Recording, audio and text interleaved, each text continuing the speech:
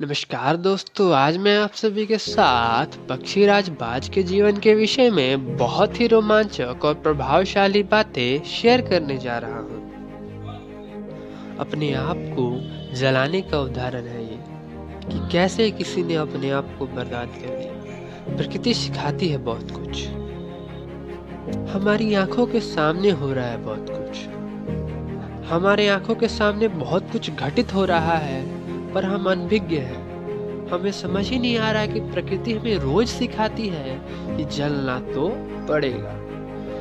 प्रकृति हमें रोज ये सिखाती है कि if you want to become eagle तो आपको जलना तो पड़ेगा।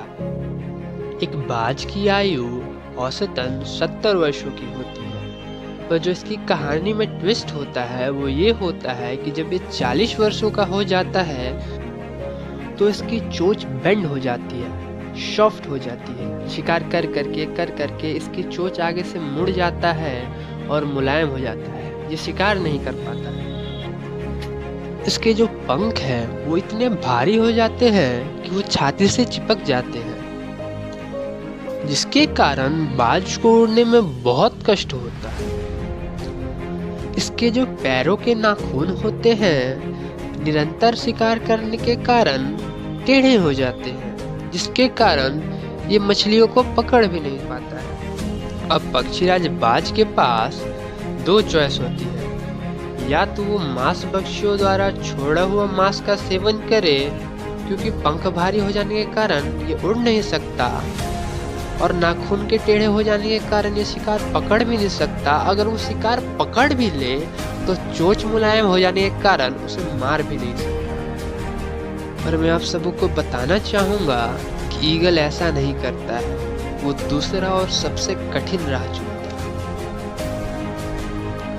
40 वर्षों की आयु में बाज अपने इलाके की सबसे ऊंची चोटी पर जाता है और वहाँ पे अपना चोंच पटकना शुरू कर देता है। जब चोंच पत्थर से टकराती है तो पीड़ा होती है, भयंकर पीड़ा होती है, और बाज उस पीड़ा को सहता है, मार मार कर लहूलुहान हो जाता है और उस चोंच को तोड़ देता है। इसलिए तोड़ता है क्योंकि वो जानता है कि प्रकृति उसे नहीं देगी, लेकिन वो जो तोड़ने का प्रोसेस है वो बड़ा पीड़ादायक है। सेम कहानी पैरों के नाखूनों के साथ है। अपने पैर के नाखूनों को शिलाओं पर रगड़ रगड़ कर तोड़ देता है। ये प्रोसेस बड़ा कष्टदायक होता है, लेकिन हर ईगल इस प्रोसेस से गुजरता है। लेकिन कहानी यहाँ खत्म नहीं होती है। जैसे ही नया चोंच आता है वो अपने ही जिस्म से अपने पंखों को नोचता है। इसीलिए नोचता है क्योंकि अब वो पंख उसके उड़ने के काबिल नहीं रहे। इस प्रक्रिया में भयंकर पीड़ा होती है, भयंकर। लेकिन इस प्रक्रिया से हर ईगल गुजरता है और इस 6 महीने के कष्टदायक प्रक्रिया के बाद वो नया बाज निकलकर उभरता है और 30 साल और जीता है और आसमान पर राज करता है। मैं बाज के शान में यही कहना चाहूँगा कि जब वर्षा होती है तो छोटे छोटे पक्षियाँ पीपल में घुस जाते हैं,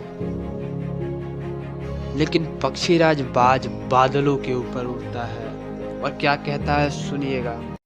अमामो कबूतर का भूखा नहीं मैं, बाज की जिंदगी शाहिदाना, पलटना झपटना झपट के पलटना, ये तो है खून गर्म रखने का बस एक बहाना। इसी विचार के साथ मैं आप सभी से विदा लेता हूँ। फिर मिलेंगे एक नई वीडियो के साथ, तब तक देखते रहिए कॉमेडी का तड़का।